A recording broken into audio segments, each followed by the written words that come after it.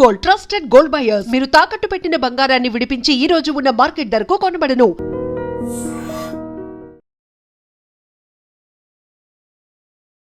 Welcome to I dream. నేను ఉదయశ్రీ. ఇప్పుడు మనతో పాటు family counsellor, public speaker Rajani Rama garu ఉన్నారు. మనం ఇవాళ మాట్లాడుకోబోయే టాపిక్ మేడారం జాతరలో పుట్టిన ఒక ప్రేమ పెళ్లిగా మారింది. అది కూడా పెళ్ళైన వ్యక్తి.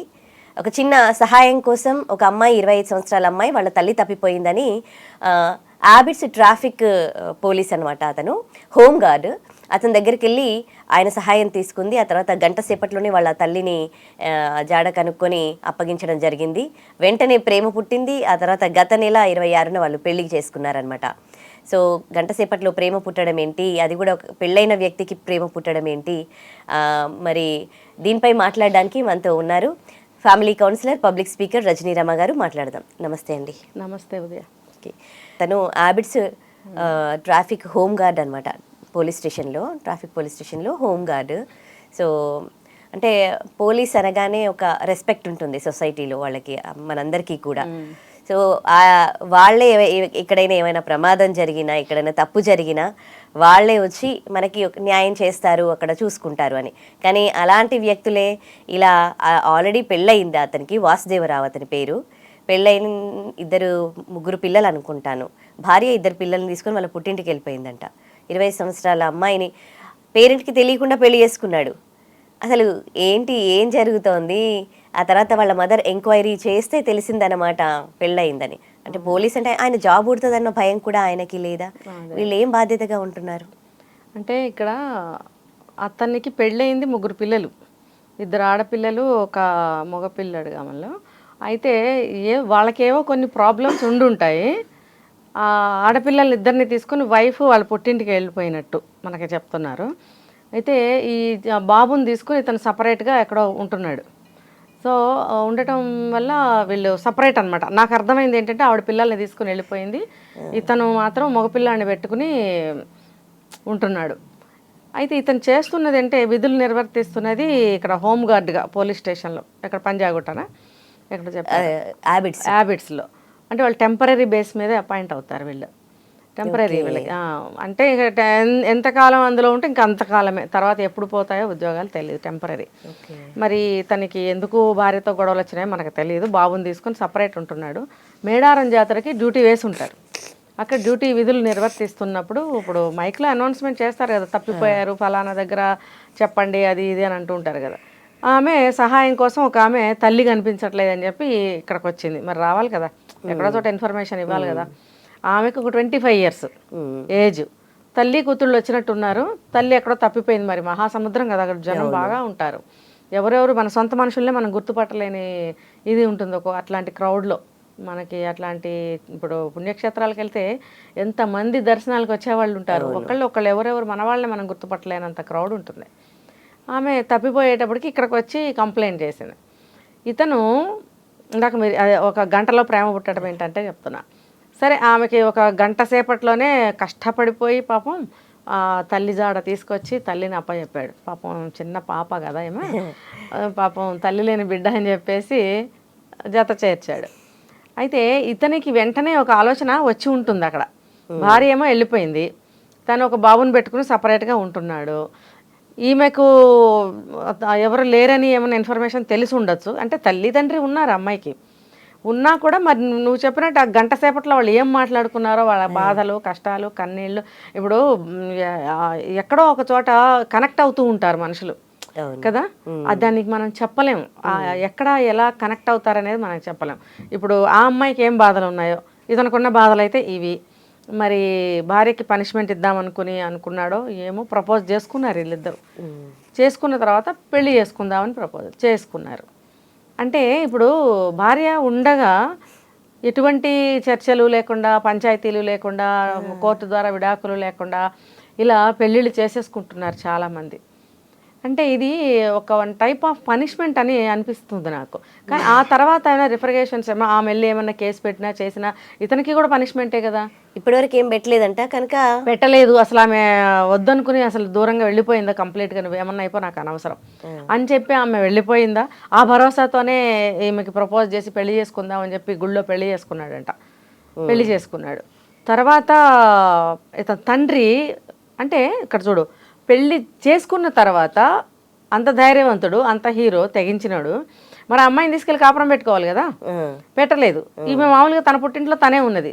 అంటే మధ్యలో ఈమె అతని దగ్గరికి వెళ్ళడము అలా ఏదో చేస్తుంది. అతనేమో ఈ అమ్మాయి పుట్టింటికి రాలేదనే మనకు అర్థమవుతుంది.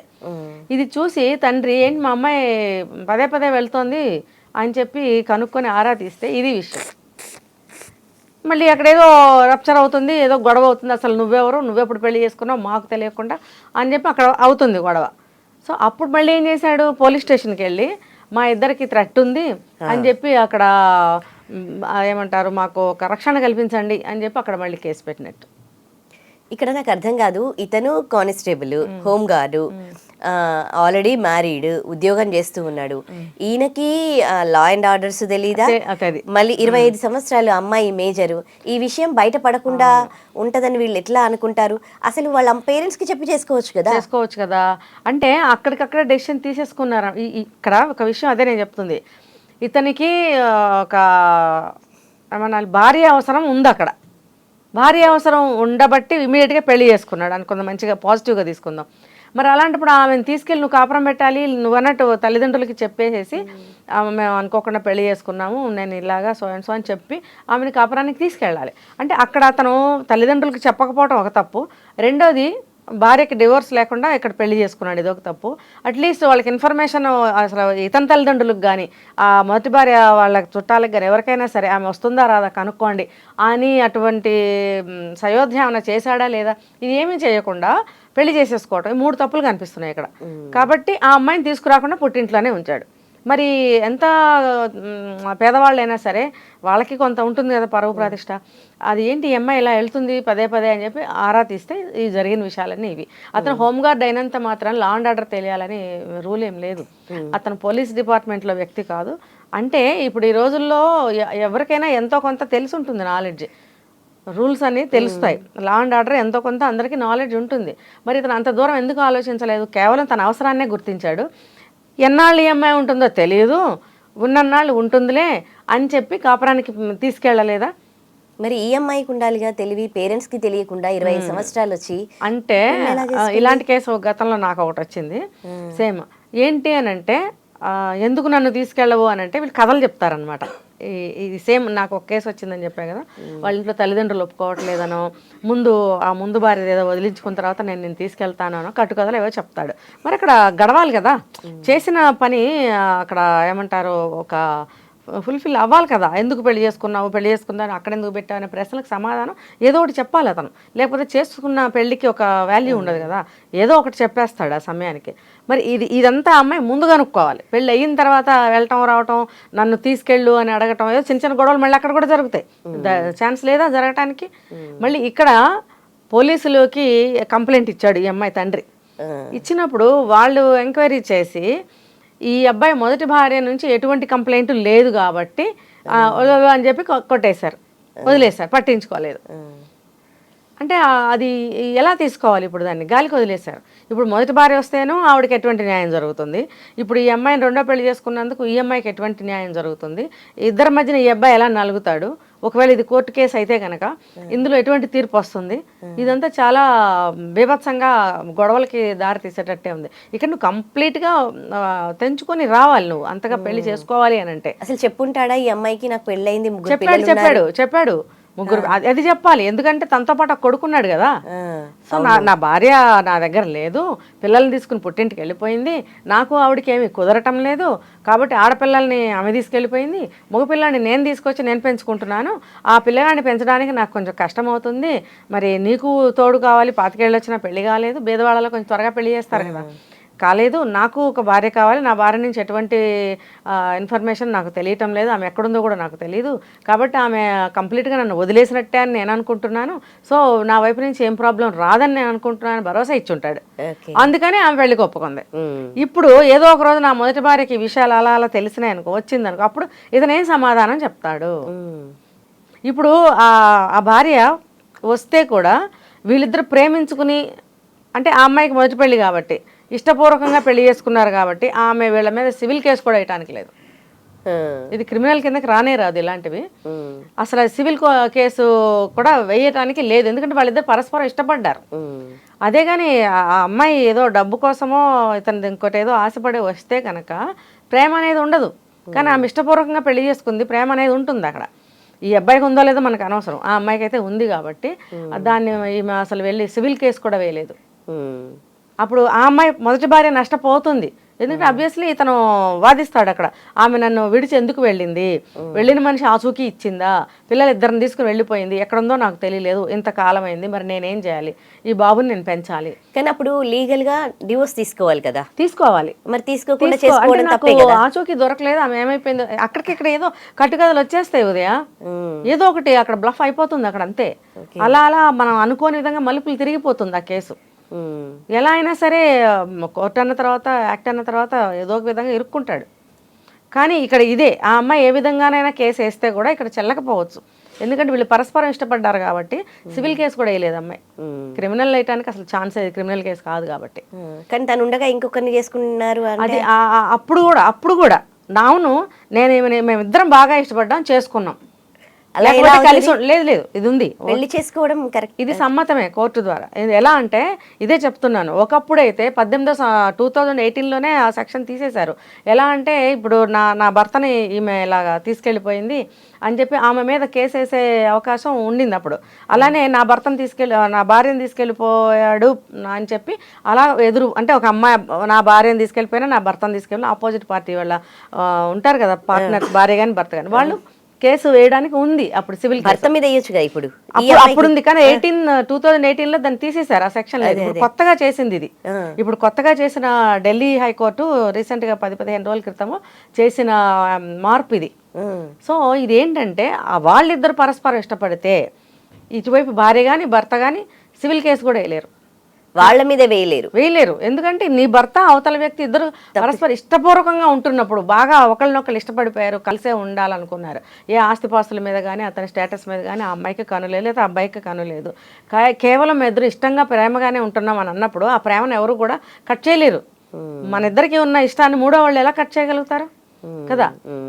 ఆ బాండ్ని తెంపలేరు కాబట్టి వాళ్ళు సివిల్ కేసు కూడా వేయలేరు అని చెప్పి కొత్తగా ఒకటి తీసుకొచ్చారు. కాబట్టి ఇప్పుడున్న పరిస్థితుల్లో ఆ అమ్మాయి ఏమీ చేయలేదు. మేబీ ఈ రూల్ అబ్బాయి తెలుసుకునే ఈ పని చేశాడు. ఆ మేడారం జాతర అప్పటికి ఇంకా జరిగిందా లేదో తెలియదు, డేట్స్ కరెక్ట్గా గుర్తులేదు నాకు. మొత్తానికి అది తెలుసుకుని ఏమైనా చేశాడా, తెలియకుండా ముందే ఇలా చేశాడా, వాట్ ఎవర్ ఇట్. ఇప్పుడు మొదటి భార్య నష్టపోతుంది, ఎందుకంటే వీళ్ళిద్దరు ఇష్టపూర్వకంగా పెళ్లి చేసుకున్నారు కాబట్టి కోర్టు కొట్టేస్తుంది ఆమె కేసు. మరి ఏమైనా భరణం అలాంటివి ఏమైనా ఇప్పిస్తుందా అనేది చూడాలి. కాబట్టి ఇతను ఆ భరోసాతోని ఇలా చేసుకున్నాడా అనేది నాకు అనిపిస్తుంది.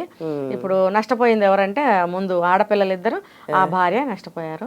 వీళ్ళిద్దరూ గనక ఇలాగే ఉండాలని నిర్ణయించుకుంటే వీళ్ళు బాగానే ఉంటారు. కానీ వీళ్ళు కూడా ఆలోచించాలి, అమ్మాయిలు పెళ్ళైన వాళ్ళతో ఏంటి ఇప్పుడు ఈ అమ్మాయికి ఇవన్నీ ఎలా తెలుస్తాయి ఉదయ, తెలియదు కదా, చదువుకుందో చదువుకోలేదో, బీదరాలు, ఆ అమ్మాయికి ఇవేమీ తెలియవు. మినిమం కామన్ సెన్స్ ఉంటది కదండి. అతను ఇంకా భార్య ఉంది, పిల్లలు ఉన్నారు, వాళ్ళకి ఎట్లా ద్రోహం చేయాలి, రేపు నేను ఆ ప్లేస్ లో ఎవరైనా ద్రోహం ఉంటుంది. కానీ అడగడం కాదు, ఇప్పుడు నేనే ఉన్నాను, నాకే పెళ్ళయింది, 2 పిల్లలు ఉన్నారు, నా ప్లేస్ లో నా హస్బెండ్ లైఫ్ లోకి ఇంకొకరు వస్తే నేను యాక్సెప్ట్ చేయగలనా అని తను ఆ అమ్మాయి కూడా ఆలోచించాల్సింది కదా. అలా అంటున్నాను.